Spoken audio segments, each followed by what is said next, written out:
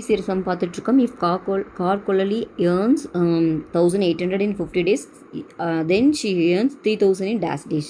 15 நாட்களில் கார் கொலலி வந்து 1800 வருமானமாக பெறுகிறார் எனில் 3000 எத்தனை நாட்களில் வருமானமாக பெறுவார்னு கேட்டிருக்காங்க. ஸோ 2 டேட்டா கொடுத்தாவே ப்ரொபோர்ஷனில் தான் வரும். இப்போ ஃபஸ்ட்டு டேஸ் கொடுத்துருக்காங்க, அப்புறம் அமௌண்ட் கொடுத்துருக்காங்க. 15 டேஸில் எவ்வளோ பண்ணுறாங்கன்னா 1800. இப்போ இது கொடுத்துட்டாங்க அமௌண்ட்டு 3000ட்டு உங்களை டேட் கேட்குறாங்க.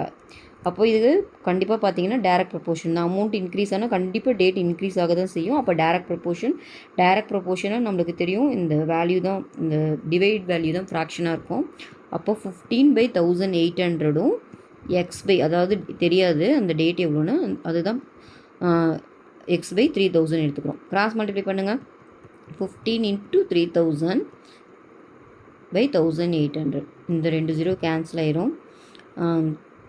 6 டேபிளில் பண்ணிங்கன்னா 5 டைம்ஸு, இதை பண்ணிங்கன்னா 3 டைம்ஸு, அப்புறம் திரும்ப 3 டேபிளில் பண்ணிங்கன்னா 5 டைம்ஸு. அப்போ 5 5 25.